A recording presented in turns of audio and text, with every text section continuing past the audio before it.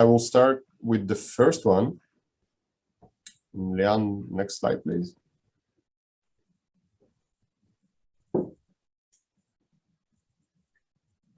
So hello again, good afternoon. And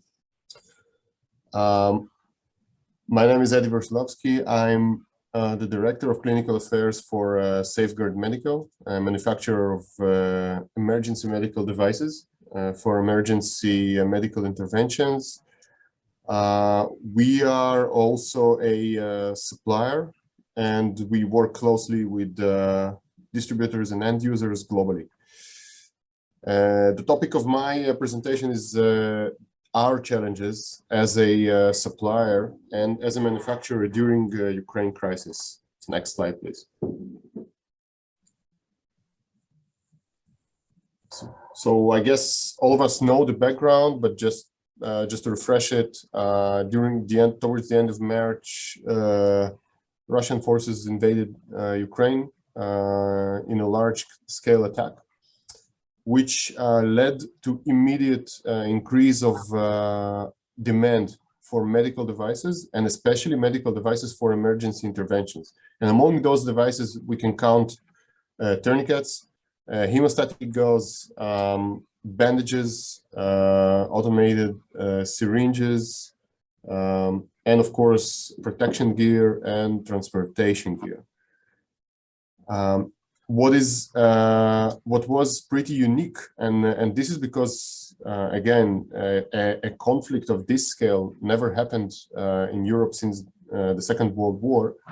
The Ukrainian providers are very well aware of the protocols, of the current protocols of emergency medicine, and therefore the demand was to the most updated devices that are out there. Safeguard Medical holds a local distributor network, and this is because we prefer to work with local distributors and not with direct sales. So we did have and we do have boots on ground in Ukraine, and this is important, and we will see in a couple of minutes why. Next slide. So as a supplier, we had an increase of roughly 300% in our order volume, which led to enormous strain of the logistic chain, which needed to prepare orders and to dispatch them. And unlike regular times when they have some time to go over the order once again and to confirm that everything is okay with the order, now they had to prepare it ASAP, as soon as possible, and dispatch with a courier. And some of the couriers even picked the orders from the factory without even stopping in the warehouse. So a huge strain the last month. We had to perform fast combination of orders, which means that we produce tourniquets and bandages and hemostats, but when a customer asks for all of those, and we need to combine those orders to one large order from a different warehouses, and that puts another strain onto logistics. And imagine yourself when you have warehouses all over the globe, and you need to assemble this shipping in a matter of days. Sometimes you need to be really creative. We had to work according to as a obviously financial body, financially interested body. We had to work on a cash forward scheme, meaning that we had to receive the funds, confirm that the funds are received, and dispatch the goods. And one of the problems was fundraising bodies which raised cash money, which obviously we don't really like to work with, because we want all the data to be recorded. Another thing that added to the logistics strain is the air freight. and obviously there were no flights to Ukraine, and the large couriers stopped the service. So FedEx, DHL, UPS, TNT, all of them stopped the service to Ukraine, meaning that we needed to dispatch the goods to neighboring countries, and the local users had to organize ground freight. For us, it was generally Poland. Next slide, please.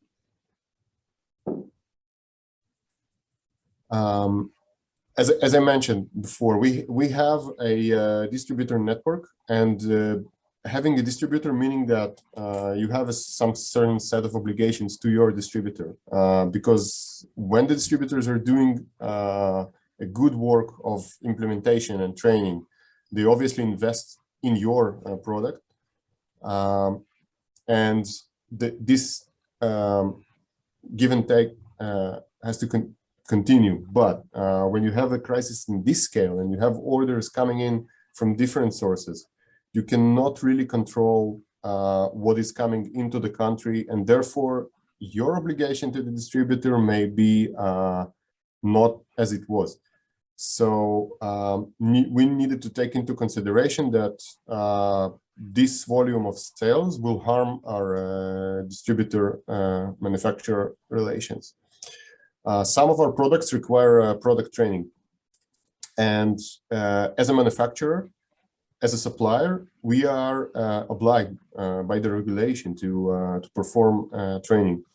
And this is why we had to be really creative. And when we sold the devices that we had to use, that we had to train on, we offered webinars, and we performed quite a lot of webinars.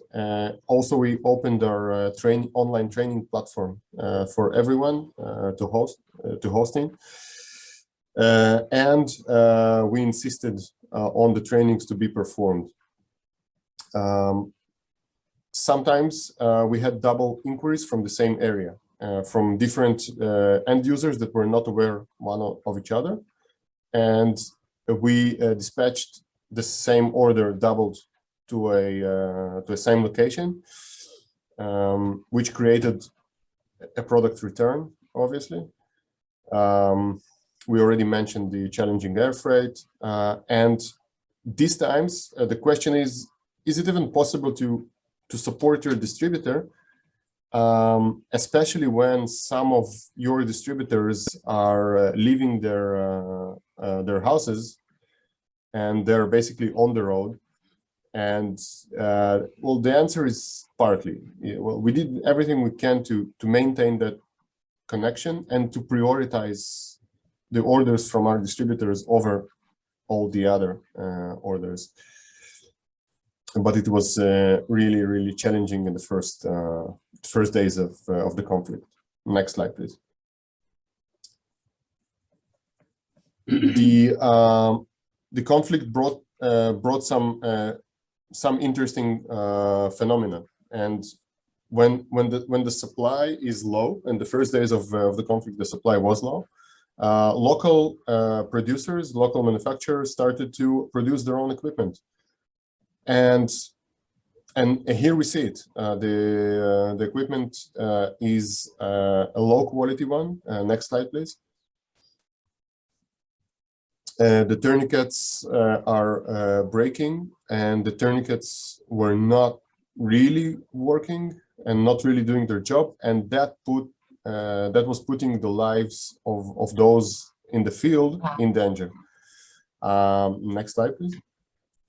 And another phenomena was, of course, putting the Made in Europe logo on devices, which was sort of a quality mark, which meant pretty nothing, but still it happened. But a phenomena that we saw was that the end users actually tested the devices that were receiving, and they were not accepting the devices that were done badly, or that one that failed the tests. And this is really, really something that we appreciate, not only as manufacturers, but as end users. in those times, you have to use only qualified and certified equipment. Next slide. I will finish with the lessons learned. And we know that social media and news, which we usually don't trust, they predicted the conflict, and we could prepare more stock if we would rely only on the news. It's a little bit shaky, but it's just a point to consider. It's something that we need to think about. We continue to support our distributors, knowing that this will end, the conflict will end, and they will stay there and be our boots on ground in the next days. I will talk about the reachback software in the discussion session, and something that we learned to do as we went through the conflict is the inventory management. We created a global file that all the sales people had access to, and we actually knew what inventory we have and what can we sell and what we cannot sell, and we could alert our beneficiaries, let's put it this way, what do we have right now. So I will finish with this.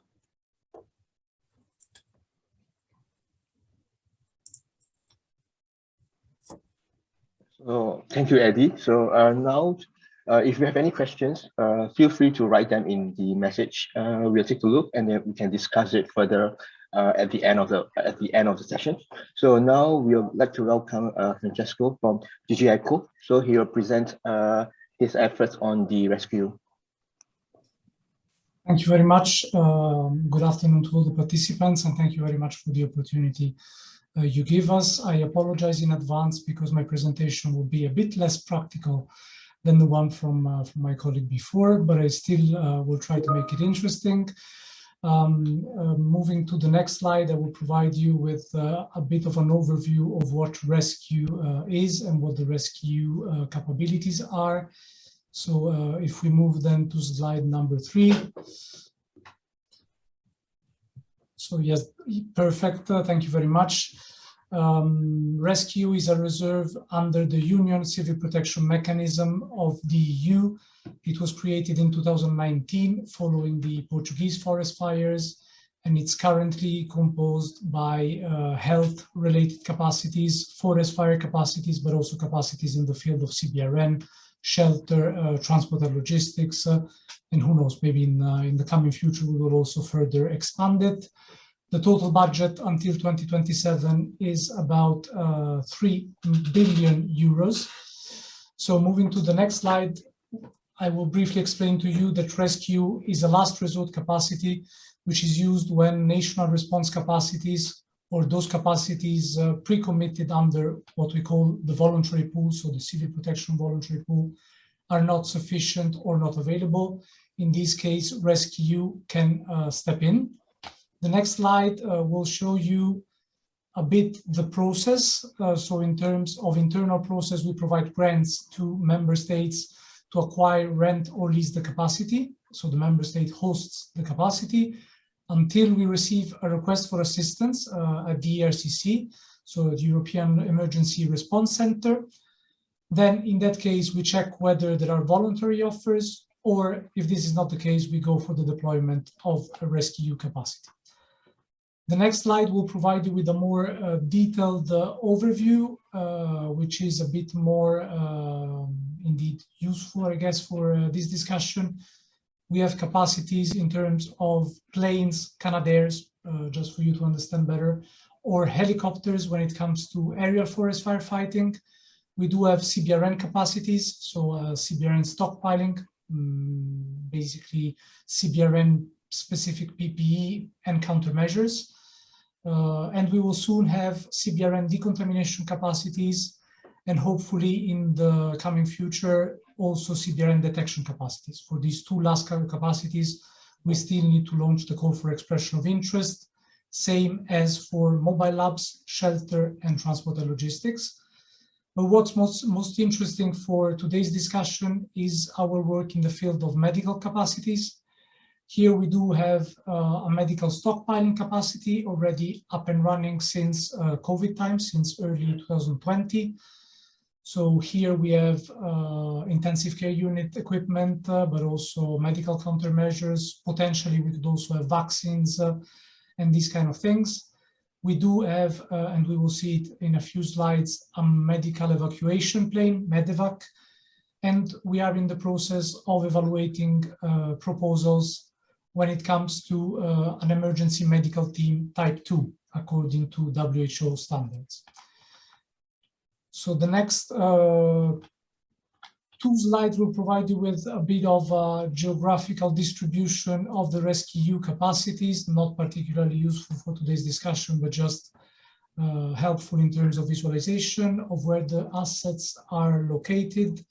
You will be able to receive the presentation, so there's no need to spend more time on it. The same goes for the subsequent 2. So this one is about the rescEU medical stockpile, which is located throughout the whole of Europe so that we can respond to emergencies, be it COVID or be it other medical emergencies, wherever they arise. And then the subsequent slide displays the available pool capacities. So the capacities which have been pre-committed by member states for response under the Union Civil Protection Mechanism. Now, I would skip the following slide and concentrate on the last 4, which are, I will skip this one indeed and move to indeed the one on Ukraine, which is probably most of interest for all of you. So this is to illustrate what we are doing in the context of Russia's illegal invasion of Ukraine. As you know, the needs when it comes to the medical and CBRN sphere are huge, immense. So as soon as Russia invaded Ukraine, we are liaising with Ukrainian authorities to see what they will need in terms of medical and CBRN equipment. Of course, the needs, as I said, are immense, so it's just a drop in the ocean in a way. But we have already deployed 3 times items from our medical stockpile to assist the Ukrainian authorities. We have deployed also once to Moldova. We are talking here mainly about medical equipment, ICU therapeutics, and also CBRN antidotes. You can see some examples mentioned in the slides: ventilators, oxygen concentrators, and other medical items. Moving to the next slide, you will also see that we are doing something. This is a brief overview of what the national authorities and the Commission are doing for response to Ukrainian needs.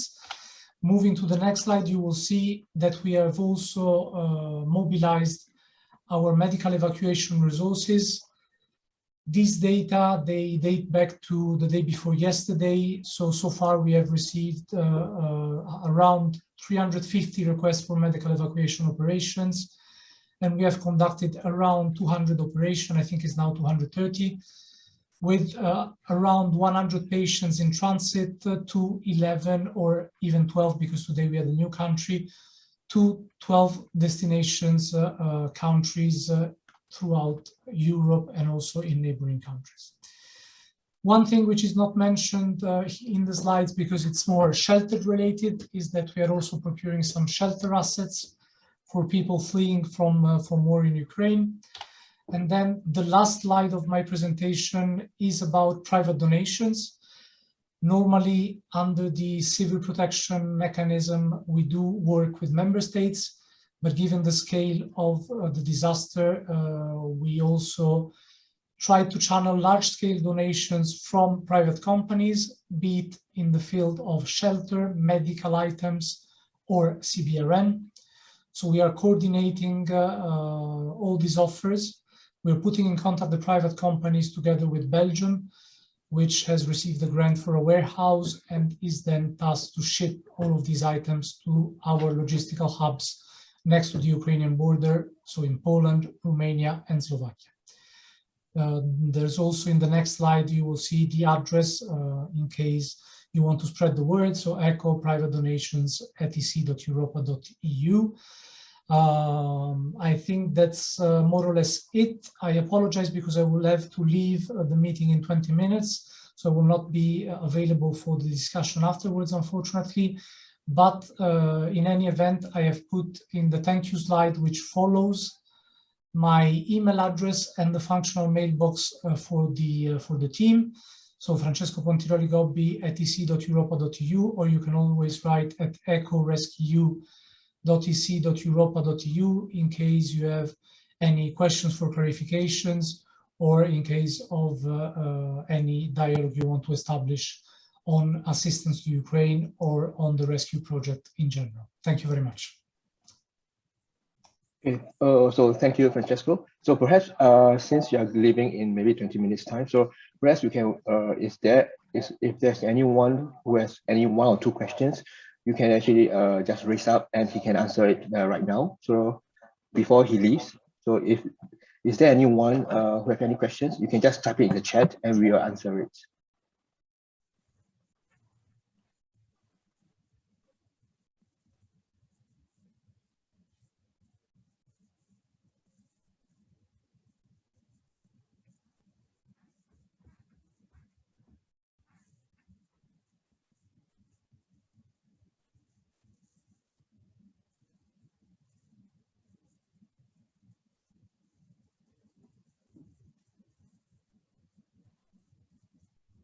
Hi, so there's one question from Sally. So Francesco, would you like to answer her question? Yes, thank you very much. Thank you, Sally, for the question. We do accept all type of donations in the field of medical and CBRN, provided they are large-scale ones, because otherwise it costs more of transport than of value in terms of goods. So provided it is a large-scale donation, so 1-2 pallets at least, then we can surely be in touch with the relevant private company, take contact with the Ukrainian authorities, see whether the donation would interest them, and ship the relevant items to the border so that they can reach Ukraine as soon as possible. So in case it is a large-scale donation, that could be ideally covered under the mechanism, provided it is accepted by Ukraine. Thank you. Okay, thank you, Francesco. So now perhaps we can start with the next presenter. So the next presenter, we have Christopher. So it's from the,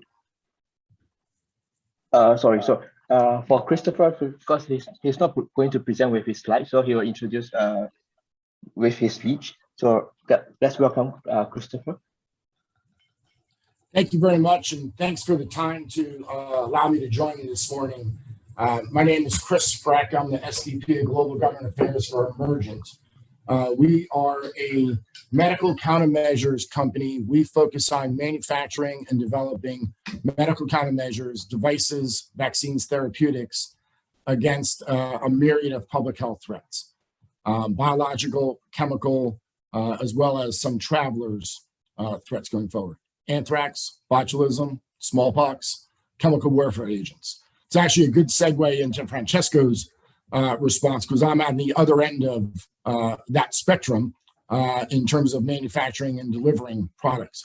Many of the products that we manufacture and we focus on are products that have very little commercial market, are often only procured by governments to protect either the public or the warfighter from either a man-made or an accidental event. And are products that you hope you never have to use, but you know you kind of need them along the way. So that concept of stockpiling becomes really important for many of these types of niche products.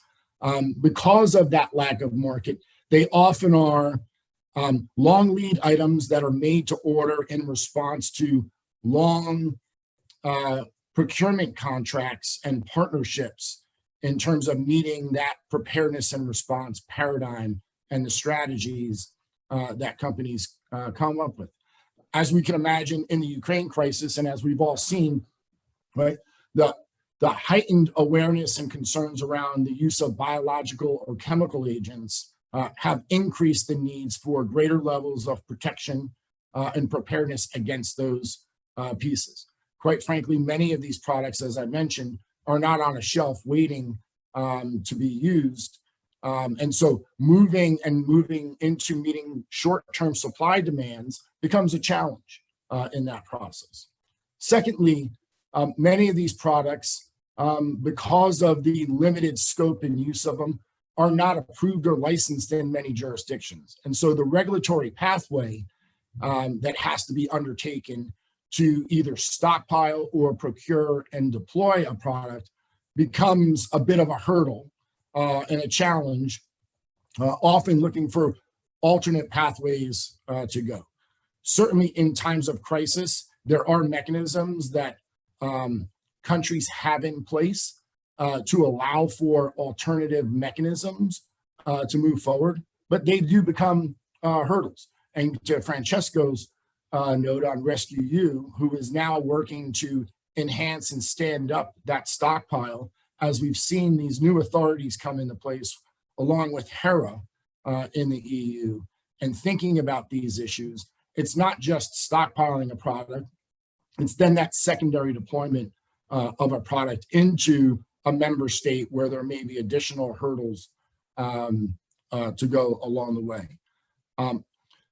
The challenges that we have, particularly now, are understanding needs, demands, and requirements, and working to try and put together strategies that often try to address short-term needs. And what we've seen in some cases is member state to member state transfer of some products that they have it in response to it. Certainly we've seen this in the case of the Ukraine, particularly in the case of botulism, which is a significant problem over time along the way. But then secondly, understanding what are the longer term strategies, as long as the threat heightened awareness stays at a higher level, that need to be put in place to communicate what those requirements may be to build up a higher level of stockpiles that then can be deployed and be prepared to move forward along the way. Clearly, like with any company, right, supply chains and logistics have been strained throughout the COVID process. And so that adds in another layer of complexity to the process, with already having that lag that is catching up from COVID and the entire worldwide supply chain being strained, and now having a crisis going on that needs yet another response along the way there. So from our perspective, our lessons learned is, number one is trying to think and come up with alternate models to allow us to be more responsive to the needs when a crisis occurs for products really unique, and as I said, have limited markets. Second is working with our government partners and working with HERA and understanding what are those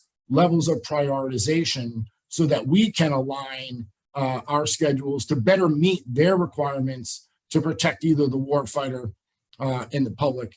And then third is really trying to simplify that regulatory pathway to allow for smoother, quicker responses when products are needed and need to be deployed to an area where there may not be a license for the product to be in use.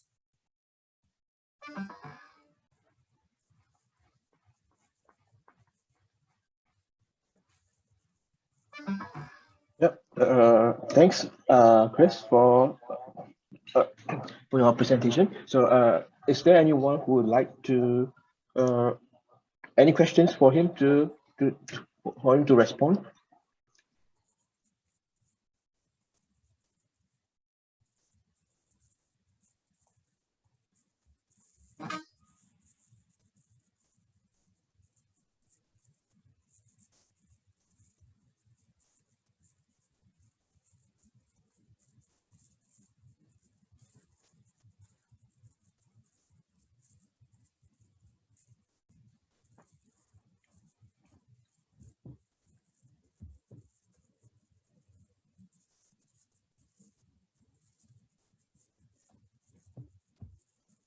Okay, perhaps I think they will write the questions further down the line, so we can have the questions at the end of the session itself.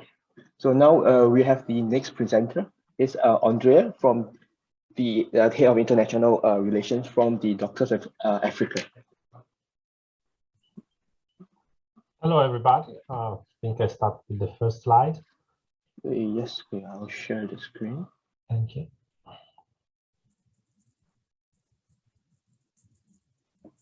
Well, you see the screen. I just say Doctors with Africa (QAM) is an international international organization that works for health system strengthening. We've been working in Africa mainly, as the name, in the past 72 years. And we've been both doing development programs, and more and more in the last 10 years, we've been intervening in emergency humanitarian situation. That's why we're also active now in Ukraine. Next. Well, you all know the situation, so we go quick on that. Next. This is the main route of refugee we've been following to Ukraine. That was the main reason why we've been called to intervene. Strong of the all experiences we've done globally on civil war, displacement due to disaster, natural disasters or human disasters. And while we follow this, we've been called to intervene in a number of countries by a number of partners like UNICEF, OCHA, a local organization that we partner with us in all the humanitarian relief operation. Next. At the moment, we have two operations. If you remember the previous slide with the flow of people that's been following the main internal displaced people or the refugees in Moldova. So we have a base in Chernivtsi Oblast as well, in which we are implementing a program for essential supplies, medicine and equipment, and also mobile clinics and medical teams. And then we have some medical teams deployed in Moldova that are providing assistance to refugees. Next. The Ukrainian crisis for us was on 3 pillars. So we've been starting to do the essential medicine package. We have to step up the intervention with some food distribution, and we're also doing with the mobile clinics, etc., the supporting shelter. This is a picture I took on my last trip to Ukraine. The distribution of medicine started with very specialized medicine at the beginning of the conflict, like oncology, etc., and then it became more generalized as the conflict go on and the supplies are less and less. We'll go fast. Next. Of course, this is a typical distribution system we use in humanitarian relief. We have a system of international procurement. We create stock. We do the flights. So by Ukraine, by land, we do the local logistics and deliver it to beneficiaries. These are the picture of, for example, ambulances for mobile clinics. These are donations we collected and we've been shipping. And the other picture is the delivering in a hospital near, I think, Dnipro. What we've been doing this is also strengthening the local capacity in distribution of medicine, in stocking locally, and their capacity of monitoring everything. We find a local NGO we work with called VRB, and we trying to help them to strengthen their capacity in doing all of this. Next. This is what we've been doing in terms of geography. So from the hub in Chernivtsi we mainly supply via Romania. We've been delivering to a number of places that you see also the conflict zone through the volunteers of this local organization. We also try now to develop a control referral system in which, for example, if we deliver equipment and medicine to Dnipro or other area of Kiev area, etc., we may bring back vulnerable people or people that need specialized care, like, I don't know, newborn or pregnant women, or oncology patients, or people with serious conditions. Next. This was a scheme that I use possibly in any emergency I've been working with. This is the typical scheme of our supply. We know that when you talk in coordination meeting, it seems that everybody's procuring equipment, drugs, and medicine, and there is a good amount. Then while you go down from, I don't know, the Chernivtsi city, the Chernivtsi Oblast, and then the single health facility in the front line, the line becomes thinner. That's the main challenge.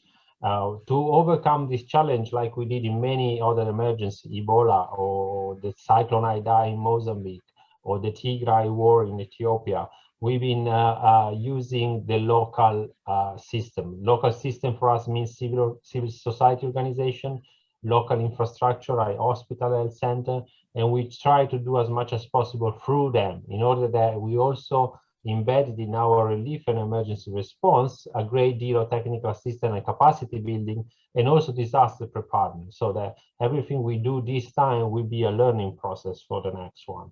As you see, we're now very kind of high in technology here. We have second-hand vans run by volunteers. We have local staff receiving goods with the packaging that we can find locally. But this is the way I think we've been able to be very operational since the first week of the conflict. Over. Next one, thank you. The food distribution has become a new priority also because I would say before the time factor, for example, all in Chernivtsi city, we have 180,000 refugee internally displaced people. They moved from Ukraine to another place in Ukraine. And the first week, the local organization, institution, the government were able to support them. Now is becoming a problem. With the time passes, the need for food is becoming more important. So again, same system. We have the stocking.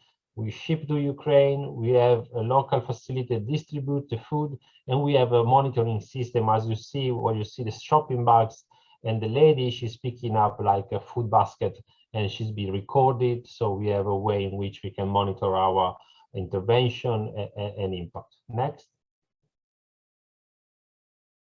Okay, this is a nice picture of kids. Next one. Moldova crisis. Of course, I said we are operational in Moldova as well. We have the medical team in Chisinau. I don't want to spend too much time on this because, you know, this is about more supplies and medicines. But again, we work with the local Ministry of Health. We have the recognized medical team by the Ministry of Health. We are going to start to work in 3 locations, providing outpatient visits. And we have Italian teams going and staying. And probably in the next future, we are going to provide training packages for neonatal care and disaster management preparedness. I think was quite a quick presentation. I think the next one is thank you. Yes. And my email, but anyway, I'm here, so thanks for the opportunity to share our work in Ukraine. Of course, I want to mention that Ukraine is just one operation. Only on the emergency relief at the moment, we have the issue of drought in Angola. We have Cabo Delgado in Mozambique with unrest and civil war. We have the Tigray war in Ethiopia, and we have the South Sudan situation that is a protracted civil conflict. So we quite active in this sector while we keep the development as our main focus. Thank you. Okay, thank you very much. So now we have the next presenter. She's Joanna Maria. So she's from the NGO Slava Ukraine. So she'll just talk about her efforts during the Ukraine crisis right now. So for the questions, so just feel free to write the questions in the chat, and then we'll discuss it at the end of the webinar.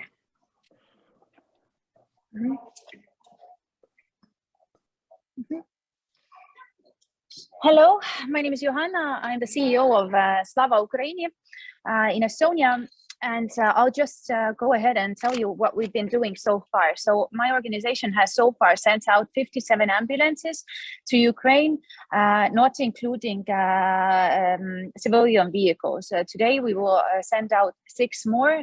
Next week we are trying to deliver 6 more ambulances. Our focus is supplying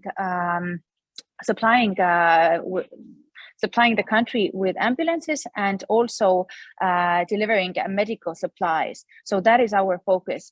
In the beginning, we sent out help also to hospitals, whether they were civilian, military, or neonatal hospitals.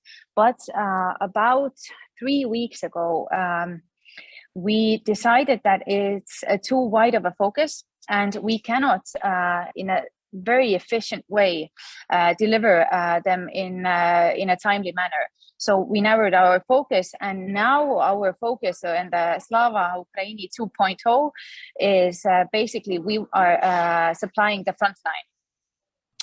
We are supporting frontline medics And our focus is on IFAC bags, and also some of the things that are not included in the IFAC bag. So that is what we're trying to do now. We have, how we work is that we buy the things and they are delivered to Estonia. We complete the orders only based on specific lists. We get the list of items that they require on the front line, and then how many pieces do they need. And then we purchase the things and we ship them out from Tallinn. Last week, we delivered all of our warehouse, which in Tallinn here is about 700 square meters. We delivered all of our warehouse items to Ukraine. Why did we do that? Because Slava Ukraini is very well known for its effectiveness and its speed. And that's why we decided that it is more efficient to work out of Ukraine. My background is that I have lived in Kiev. My former husband is Ukrainian, and so is my daughter. And that's why I have this connection also with Ukraine, and connections from before the war, or the second war started.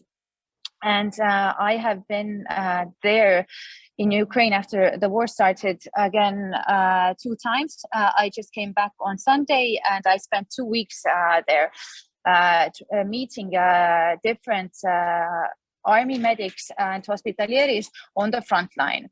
So we work with Kharkiv Oblast, Luhansk Oblast, and Mykolaiv Oblast to supply their needs. Why did we do that? Because they are the hottest spots.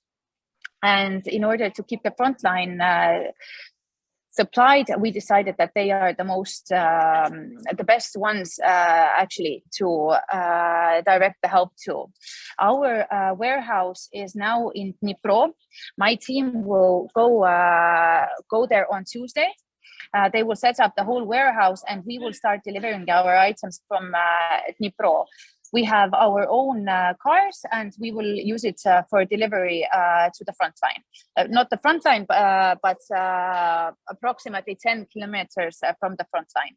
So me and my team also go meet all of the medics. So we know whether they are hoarding or what are their specific needs. There exactly we understand what they have, what they don't have, and what are the medic skills. So we don't have any desire to give very specific things to medics who actually do not know how to use them. So we are going back to the basics and getting to know our so-called customer in order to provide them the help that they actually need. So whatever I actually have to tell you that most of the things that we have bought are from Semetron in Estonia, but we have very, let's say, the demand is so huge in the world right now that we actually can't get our hands on the things, on the items that we actually need. We can't get them fast enough. That is one problem for us. So it slows down our speed. And that's a very big problem. If we can't meet the demand that is necessary, then it's a very big problem. The second problem, of course, I think for all organizations who are working inside Ukraine is fuel. But we are trying our best to use our contacts in the government, in Verkhovna Rada, to get a special license that we can get more than 10 liters per one gas stop, and let's see how it goes. But I am flying back tomorrow, I think, if I'm not traveling to Luxembourg to meet some financiers, then I'm actually going back to Ukraine on Saturday to meet Verkhovna Rada leaders and other members of cabinet. So that's all in all is what we do. And but a very, very huge problem for us is that we can't get our hands on IFAC bags fast enough. That's in a short term, I hope.